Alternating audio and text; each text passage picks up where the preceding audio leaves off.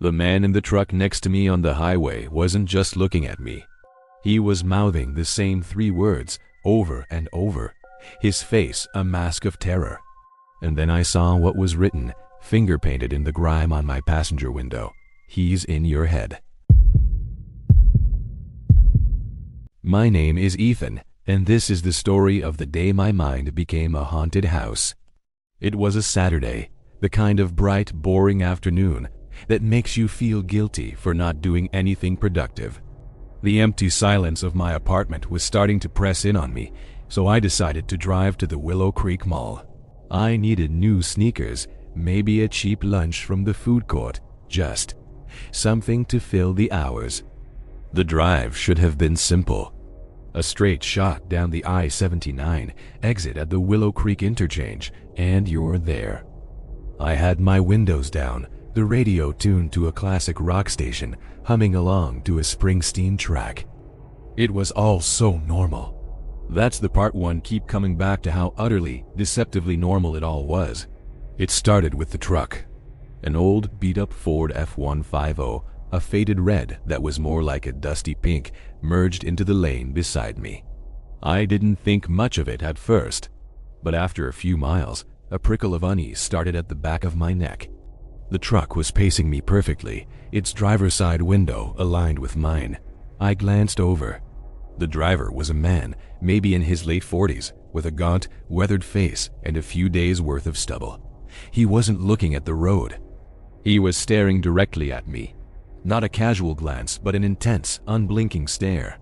His eyes were wide, the whites visible all around his irises. I looked away, uncomfortable. Just a weirdo, I told myself. Ignore him and he'll move on. A minute passed. The prickle on my neck became a cold trickle. I risked another look. He was still there, still staring, but now his lips were moving. He was mouthing something. I turned down my radio, the sudden silence feeling heavy and threatening. He was forming the same words again and again. His mouth moved with exaggerated slowness. Don't go there. I felt a chill that had nothing to do with the breeze from my window. Don't go where? The mall? Was he warning me? Or was he just unhinged? I gave a weak, confused shake of my head, hoping he'd stop. Instead, his expression shifted from intense focus to sheer, unadulterated panic. He started pointing, jabbing his finger frantically toward my car.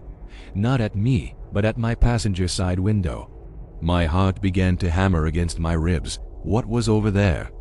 I didn't want to look. I didn't want to know. But his frantic pointing was impossible to ignore. Slowly, my hands gripping the steering wheel so tight my knuckles were white, I turned my head. And that's when I saw it. On the outside of the passenger window, written in what looked like thick, grimy fingers in the accumulated dust and road grime, were words. They were crude, sloppy, but perfectly legible. He's in your head. A jolt of pure electric fear shot through me. My foot slipped on the accelerator for a second, making the car lurch. I snapped my gaze back to the truck driver. His face was a portrait of terror and pity. He mouthed one last clear word, sorry. Then he slammed his foot on his accelerator. The old Ford roared, spewing a cloud of exhaust, and swerved sharply across 2 lanes, disappearing down an exit ramp I hadn't even noticed we were approaching. I was left alone, my heart trying to pound its way out of my chest. The words, "He's in your head," seared into my vision. My breath came in short, ragged gasps. Who was in my head? What did that even mean? Was the truck driver the he? Or was he warning me about someone else? I looked at the words again. They were impossible. I had washed my car myself just 2 days ago. There hadn't been enough grime to write a single letter, let alone a full sentence, and no one had been near my car. A wave of dizziness washed over me. This had to be a prank. A horrifying, elaborate, and deeply unsettling prank. Maybe it was one of my friends, Josh or Mark, playing a messed-up joke.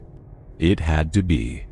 The alternative, that a complete stranger had somehow known I was going to the mall, had known to write that specific, insane message on my window without me noticing was too much to process. I needed to get off the highway. I needed to be around people, normal people doing normal things. The mall, my original destination, now felt like a sanctuary. A brightly lit, crowded fortress against the insanity that had just invaded my life. I took the next exit, my eyes constantly flicking to the rearview mirror, half expecting to see the red truck following me again. But the road behind me was empty. The words on the window seemed to mock me. By the time I pulled into the sprawling parking lot of the Willow Creek Mall, my initial panic had subsided into a shaky, nervous anxiety. I found a spot not too far from the main entrance, killed the engine, and just sat there for a moment, staring at the message. "He's in your head." It was just words. Meaningless words from a crazy person. I got out of the car, deliberately not looking at the passenger side, and locked it. The bright sunlight felt good on my skin, a tangible reminder of the real world. I walked towards the grand, glass-fronted entrance of the mall, the automatic doors sliding open with a soft whoosh. The familiar, sterile scent of conditioned air and greasy food court fare washed over me. The sound of hundreds of conversations, clattering footsteps, and cheesy pop music from the stores was a symphony of normality. I stepped inside, letting the crowd swallow me. For the first time since the highway, I felt like I could breathe. This was safe, this was real, and that's when I heard it. A voice, clear as day, right next to my ear. It was a dry, raspy whisper, like stones grinding together. "You shouldn't have come here, Ethan." I spun around, my heart leaping into my throat. There was no one there.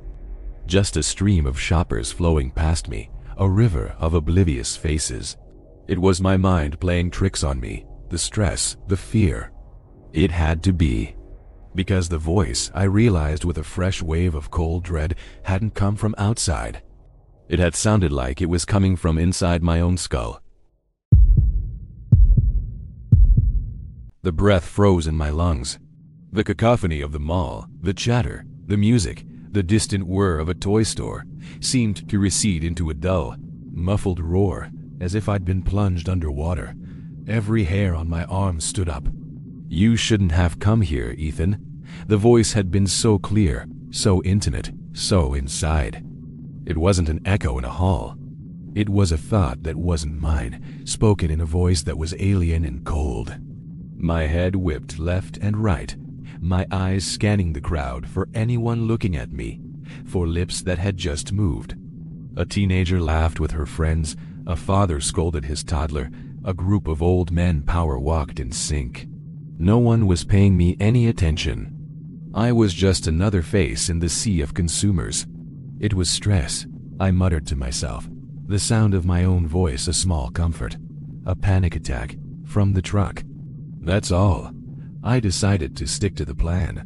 Normalcy was my shield. I needed those sneakers. I needed to prove to myself that I was still Ethan, a guy running a boring Saturday errand, not a character in some psychological thriller. I started walking towards the sporting goods store on the upper level, my footsteps echoing the frantic rhythm of my heart. The mall seemed different now, though. The bright lights felt sterile and surgical, the cheerful music somehow sinister and mocking. Every reflective surface, a store window, a polished brass railing made me flinch. I was afraid of what, or who, I might see reflected behind me. I passed a children's play area, a bright, padded island of primary colors. A little boy, no more than 4, was staring at me from within a plastic bubble. He wasn't smiling. His gaze was flat, intense. As I passed, his head tilted and his lips parted. I froze, my blood turning to ice. But he just let out a giggle and slid down a small slide, running back to his mother. Paranoia, I chided myself. Get a grip, man. I picked up my pace, finally reaching the escalator. As I rode up, I stared at the people on the down escalator across from me. A man in a business suit, a woman with a stroller, a couple holding hands. And then, at the very bottom, just for a split second, I saw him. the truck driver. His gaunt, terrified face was looking right up at me. Our eyes met. A jolt shot through me. I stumbled at the top of the escalator, almost falling. I shoved my way through the crowd and rushed to the railing, looking down at the descending escalator. He was gone. The man in his place was a heavy-set guy in a football jersey. My hands were trembling. I could feel a cold sweat beating on my forehead. This wasn't stress. This was something else. The voice, the message on the window, the driver appearing and disappearing. It was a pattern, and the pattern was closing in on me. I needed to get to a quiet place. Somewhere I could think. The restroom. Yes, I could splash some water on my face, get a hold of myself. I hurried towards the men's room, located in a slightly dimmer, quieter corridor leading to the movie theaters. I pushed the heavy door open and was greeted by the hum of ventilation fans and the smell of industrial cleaner. It was empty. I walked to the sink, gripping the cool porcelain edges, and stared at my reflection in the mirror. I looked pale, my eyes wide with a fear I couldn't suppress. This was my face. My mind. Why did it feel like someone else was in the driver's seat? Because I am. The voice was back. This time, it wasn't a whisper. It was a clear, resonant baritone that vibrated in the very core of my skull. It had a texture to it now, a personality. It sounded amused. I gasped, staggering back from the sink. "Who are you?" I whispered, my voice cracking in the sterile silence. "A passenger," the voice replied, smooth as oil. "A stowaway. You picked me up on the highway." You looked right at me. The truck driver, his panic not his warning. He wasn't warning me about the mall. He was warning me about himself. He had this thing in his head, and when we made eye contact, it jumped, like a virus. "Very good, Ethan. You're not as slow as you look. Get out of my head," I pleaded, pressing the heels of my hands against my temples. A low, rumbling laugh echoed inside my mind. It was the most horrifying sound I had ever heard. "It's a little late for that. We're getting to know each other. I like it here. It's roomy, and so full of fear. It's delicious." I saw my reflection in the mirror again. But for a fraction of a second, my face didn't look like my own. My eyes seemed darker, my smile twisted into a cruel, unfamiliar smirk. I blinked, and it was gone. My own terrified face stared back. "What do you want?" I thought, realizing I didn't need to speak aloud. For now, just to watch, to play. Let's start with a simple game. I'm going to show you something, and you're going to tell me what you see. Look at the mirror. I didn't want to. I wanted to run, to scream, to find a doctor, a priest, anyone. But my feet felt rooted to the spot. My eyes were locked on my reflection. The image in the mirror began to waver, like a heat haze on asphalt. The white tiles of the restroom wall behind my reflection dissolved into darkness. My reflection changed. I was older, my face gaunt and hollow, my eyes sunken and hopeless. I was in a small, grimy room, strapped to a chair. "What do you see, Ethan?" the voice purred. "This isn't real," I choked out. "It's a possibility. One of many. Your future, perhaps, if you don't learn to cooperate." The image shifted again. Now I saw the mall, but it was dark and abandoned. Store gates were pulled down, trash littered the corridors. And lying in the center of the open space below, surrounded by a crowd of shadowy, indistinct figures, was a body. My body. Or that one, Messier. The image snapped back to normal. I was just me, in a mall restroom, pale and sweating. The game is simple, Ethan. You do what I say, and maybe you avoid these unfortunate outcomes. Now, let's go for a walk. I want to see the puppy store. The voice was giving me commands, and a part of me, a terrified, cornered part, was already considering obedience. What choice did I have? My legs moved, seemingly of their own volition. I walked out of the restroom, back into the bustling mall. But it was no longer a sanctuary. It was a labyrinth, and the monster wasn't hiding in the shadows. It was right here with me, inside me, and it was just getting started. My feet carried me forward, a puppet on invisible strings. The entity in my mind, I had started thinking of it as the passenger, was a silent, oppressive presence now, a weight in my skull that seemed to push against the backs of my eyes. The cheerful mall music felt like it was being filtered through him, turning into a tinny, mocking soundtrack for my descent into hell. "Left here," the voice commanded, smooth and unnervingly calm. I turned left, passing a kiosk selling glittery phone cases. The vendor, a young woman with bright pink hair, smiled at me. "Case for your phone, sir?" she asked. "Don't talk to me," I screamed internally. "Don't look at me." "Smile back, Ethan," the passenger instructed. "We must be polite." To my horror, I felt the muscles in my face contract.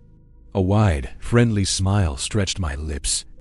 "No, thank you," I heard myself say, my voice sounding perfectly normal. "Just browsing." The girl nodded and turned away. I wanted to vomit.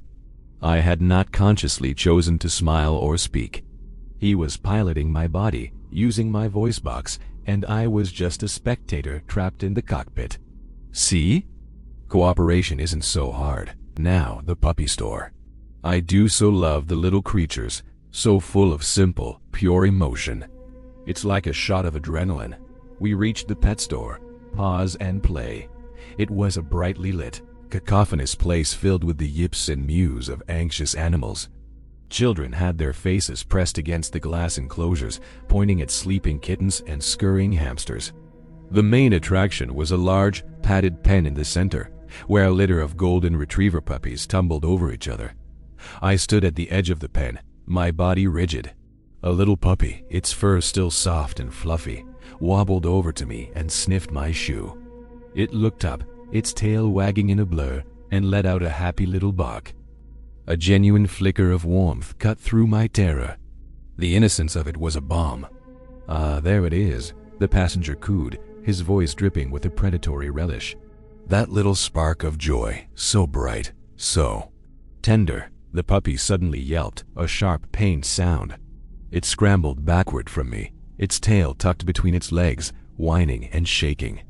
It stared at me with wide, frightened eyes, as if it had just seen a monster. "And now the fear," the passenger whispered, savoring the word, even more potent. "They sense me, you know, the simple ones. They don't have the complex mental filters you humans do. They see the real occupant." The puppy's mother hurried over, nudging her whimpering pup away from the edge of the pen, casting a suspicious glance in my direction. The children nearby were starting to look at me strangely. "Ooh, what did you do?" I thought, my internal voice trembling. "Nothing. I simply let my presence be known." I basked in its emotional spectrum. "Don't worry, the puppy is fine. Its fear is already fading, replaced by confusion." A bland, unappetizing emotion. I felt a fresh wave of revulsion. This thing was an emotional vampire, and my consciousness was its feeding tube. I couldn't let this continue. I had to fight back. I turned and walked away from the pet store, trying to push back against the will that was guiding my legs. It was like trying to move a mountain with my mind.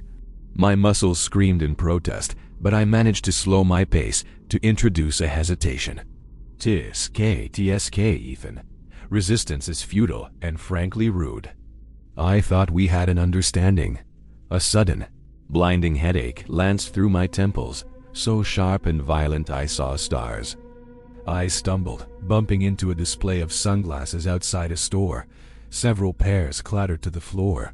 "Hey, watch it." The store clerk snapped. The pain receded as quickly as it had come, leaving a throbbing ache behind. A warning. Let's not make a scene. "We have one more stop, the food court. I'm feeling peckish." Terror and a crushing helplessness threatened to swallow me whole. I was being marched to my own psychological execution, and no one around me could see the gun to my head. They just saw a slightly disheveled guy walking through the mall. The food court was a vast open space filled with the smell of frying oil, pizza, and cinnamon pretzels. The din of hundreds of conversations and clattering trays created a wall of sound. I was directed to an empty table in the corner with a clear view of the entire area. "Sit," I sat. "Now, watch the woman at the Chinese food counter." The one in the blue shirt, paying for her order. My eyes were dragged to a woman in her 30s, holding a toddler on her hip while she fumbled with her wallet. She looked tired, but content. She was laughing at something the cashier said. "Look at her happiness. It's so domestic, so fragile." Let's see what happens when we apply a little pressure. A cold dread filled me. "No, please don't. Watch." The woman finished her transaction and turned, balancing her tray of food. As she took a step, the toddler in her arms suddenly stiffened. His face, which had been peaceful, contorted in terror. He let out a deafening, blood-curdling scream, pointing a chubby finger directly at me. "Monster! Monster!"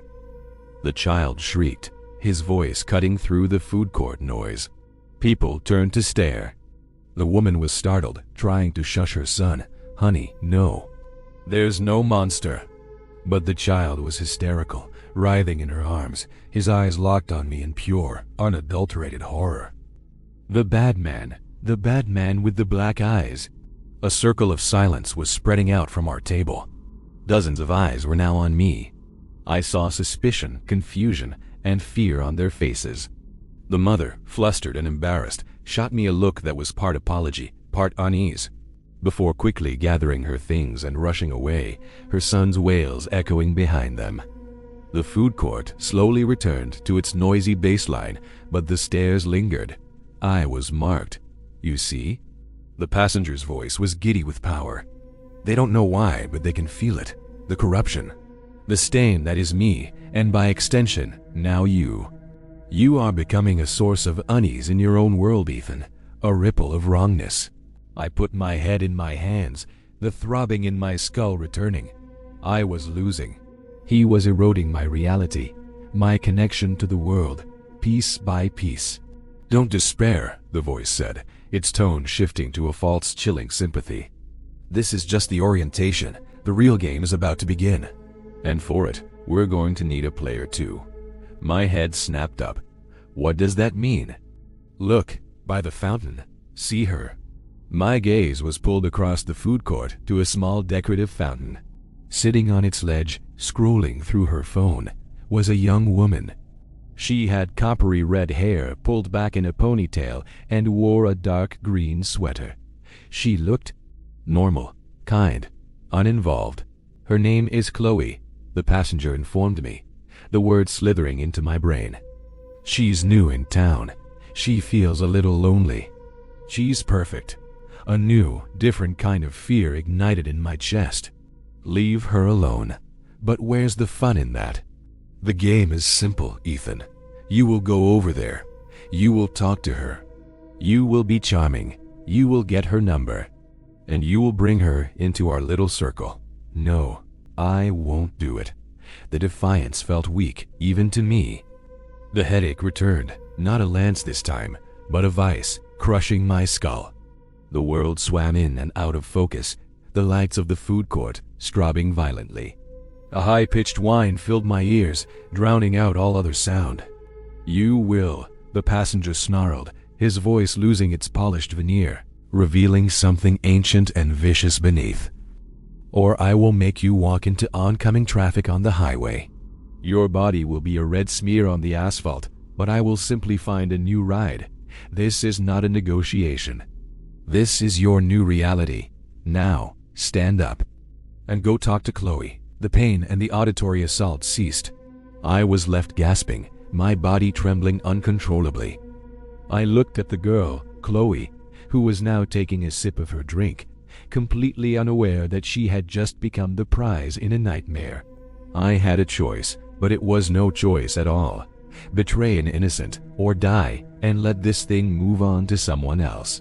Driven by a terror greater than my own social anxiety or moral compass, I pushed myself up from the table. My legs felt like rubber. I started walking towards the fountain, towards Chloe, each step feeling like a march towards a damnation I was now complicit in.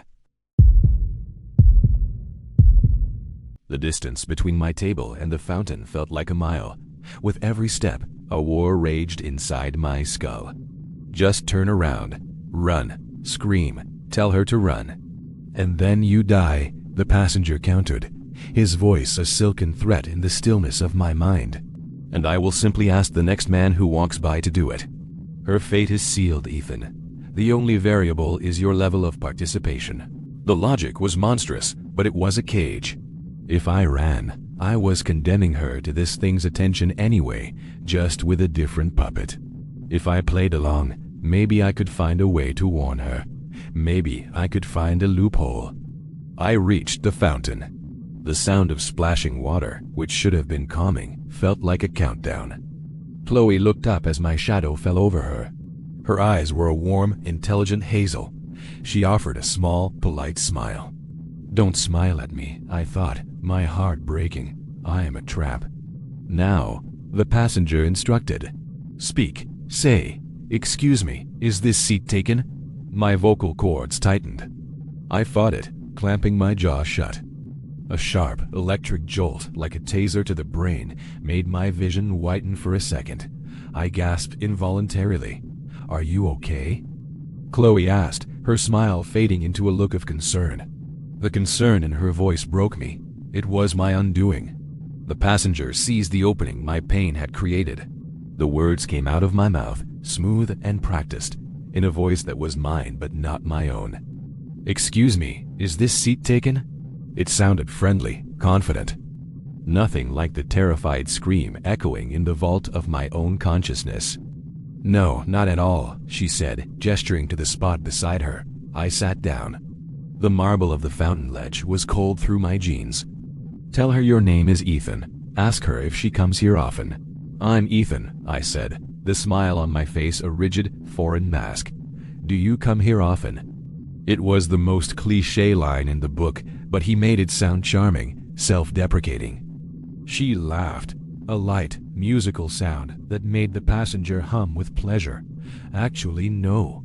I just moved to Willow Creek a couple of weeks ago for work. I'm Chloe. This is my first time really exploring the mall. It's overwhelming. Perfect, the passenger purred. She's isolated, a fresh canvas. Tell her it can be a lot, but you know a quieter spot. My first time was the same, I heard myself say. It's a maze. There's a quieter garden atrium near the north entrance, though. Fewer people. I was giving her directions to a secondary location. I was leading her lamb to the slaughter. That sounds nice, actually, she said, her guard visibly lowering. It's a bit sensory overload in here. We talked. Or rather, the passenger talked through me. He was a master social engineer, pulling pieces of her life from her with effortless grace. She was a graphic designer. She loved old movies. She had a cat named Gizmo. Each piece of information felt like a brick I was laying for her prison. I tried to fight back in the only way I could. While he controlled my voice and my expressions, he couldn't control my eyes. I tried to widen them, to let the panic I was feeling show. I tried to shake my head, a tiny, almost imperceptible movement. Chloe's smile faltered for a second. You okay, Ethan? You seem a little tense. Careful, the passenger warned, a spike of pain lancing behind my left eye. Just a long day, my voice said with a convincing chuckle. But talking to you is a great distraction. The lie was so smooth it made me want to weep. The moment passed. She was back to being comfortable, even flirting a little. I was her handsome, slightly mysterious mall encounter. She had no idea the thing she was actually engaging with. Now, suggest getting a coffee from the kiosk over there. Then, ask for her number. The command was final. This was the point of no return. As I stood up, following his order, my hand brushed against the cool water of the fountain. An idea, desperate and insane, flickered to life. What if I could shock my system?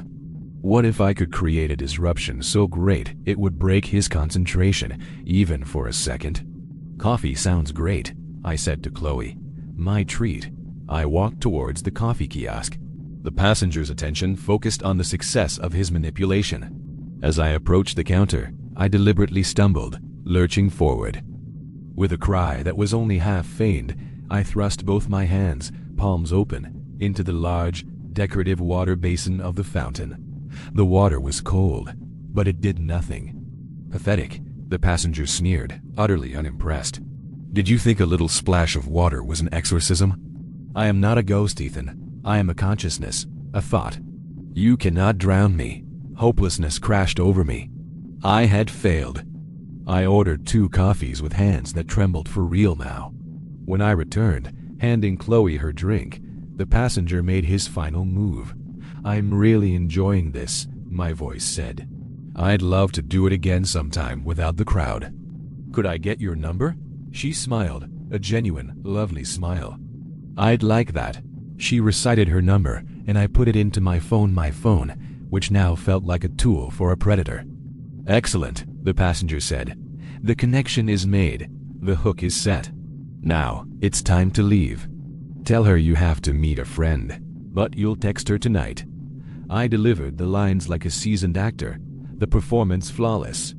We said our goodbyes, and I turned and walked away, leaving Chloe sitting by the fountain, sipping her coffee with a small, hopeful smile on her face. The moment I was around the corner, out of her sight, the facade dropped.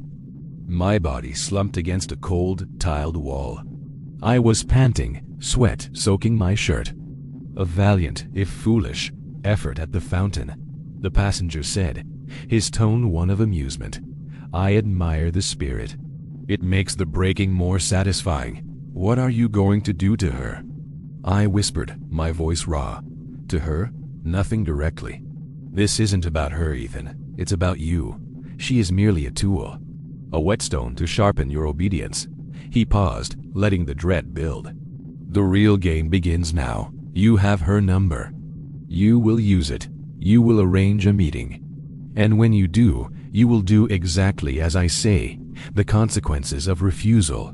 Well, you saw the possibilities in the mirror. But now, I'll show you what happens to those who get close to you when you disobey.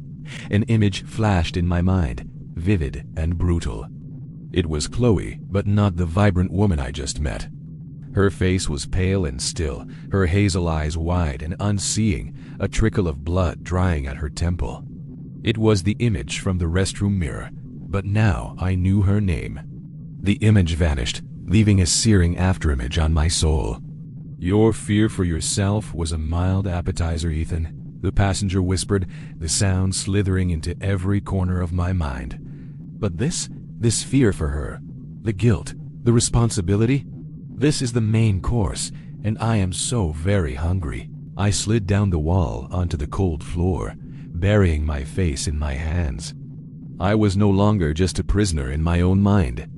I had become the jailer for someone else's nightmare, and the key was burning a hole in my pocket. I don't know how long I sat on that cold floor, curled into a ball against the wall.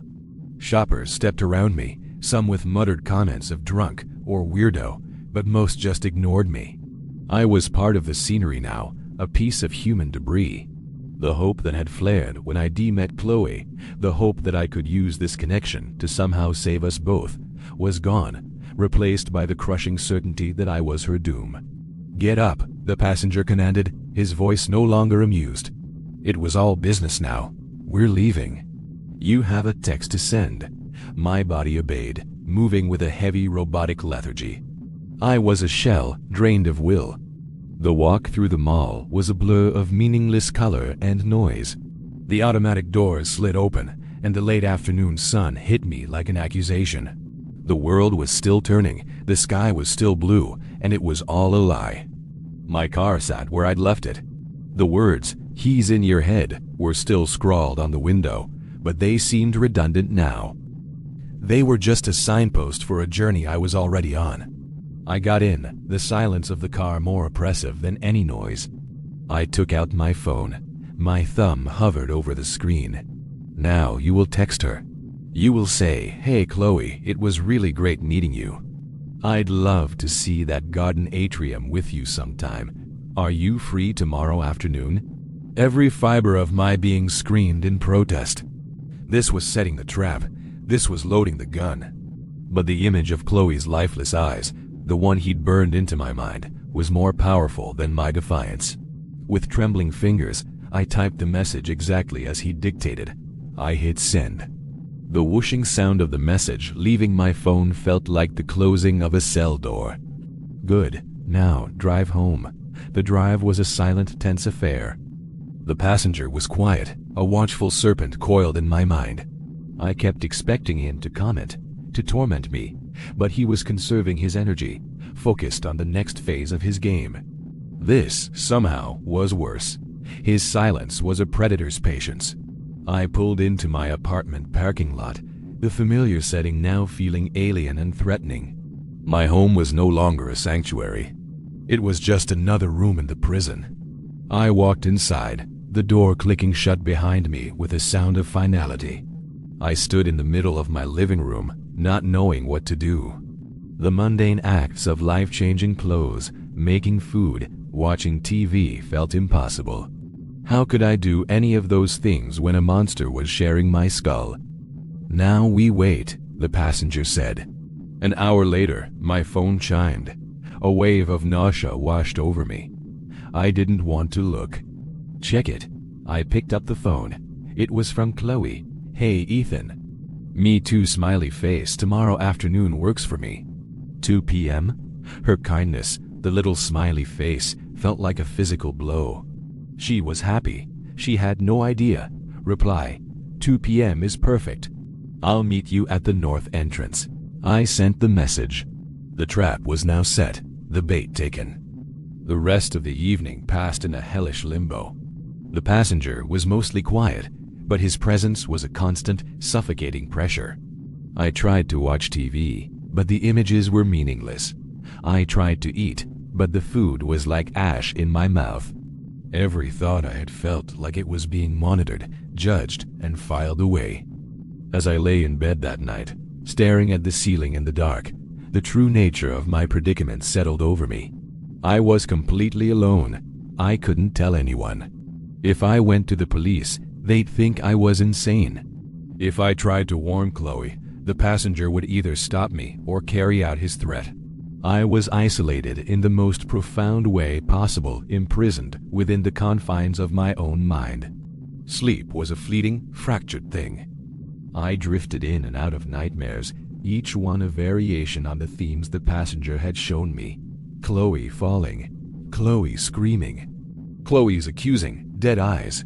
I woke up with a gasp just before dawn, my heart hammering. The room was silent, but the presence was there, waiting. Big day today, Ethan, the passenger murmured, his voice crisp and alert, as if he'd been awake for hours.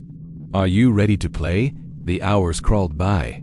I showered, the hot water doing nothing to cleanse the feeling of contamination. I dressed, my hands shaking as I buttoned my shirt. I was getting ready for a date with a woman I was being forced to lead to her psychological ruin. At 1:30 p.m., the passenger ordered me to leave. The drive to the mall was a surreal replay of the previous day, but the fear was now a cold, hard stone in my gut. This was it. There was no escape. I parked and walked to the north entrance.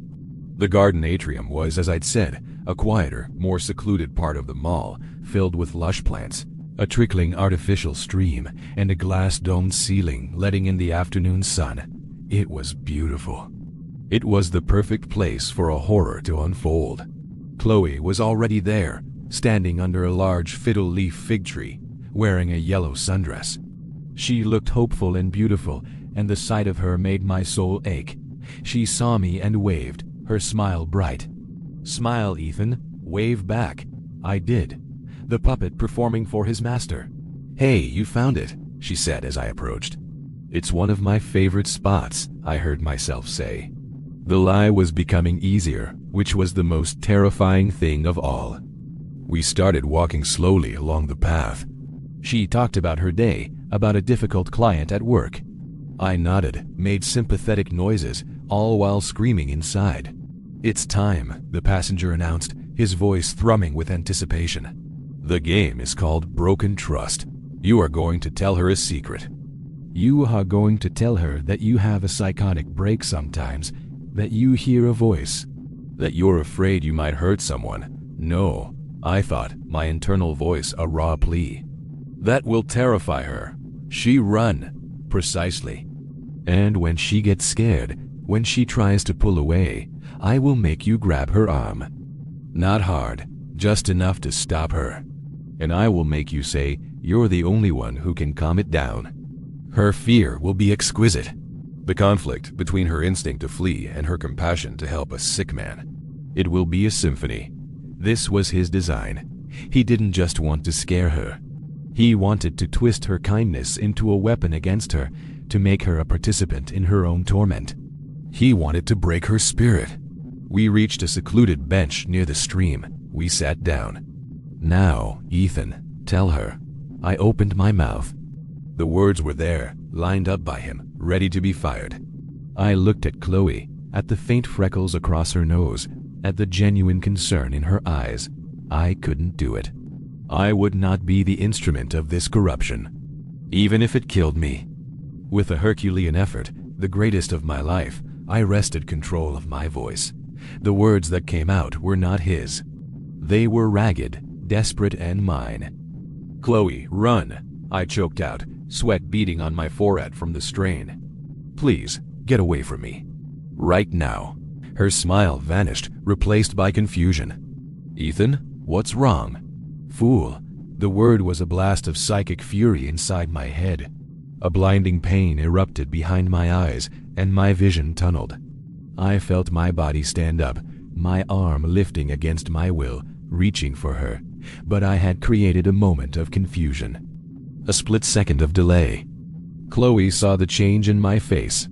She saw the struggle, the pain, the sheer terror that was now unmasked. She didn't see a potential threat. She saw a man in profound distress. And she didn't run. Instead, she reached out and took my hand. Her touch was warm, real, an anchor in the storm. Ethan, she said, her voice firm and calm. Look at me. What's happening? Her compassion was a light in the darkness of my mind, and for a fleeting second, it seemed to startle the passenger himself. The pain receded slightly. My arm lowered. This is a new flavor, he mused, his voice a mix of annoyance and intrigue. Unexpected. They're single quotes S. something. Inside my head, I gasped, the words tearing themselves from me. It's making me do things. It wants me to hurt you. Please, you have to go. I expected her to recoil, to scream, to finally understand the danger. But she didn't let go of my hand. She held it tighter. She looked directly into my eyes, her gaze intense and unwavering. Ethan, listen to me, she said, her voice dropping to a fierce whisper. You are fighting it.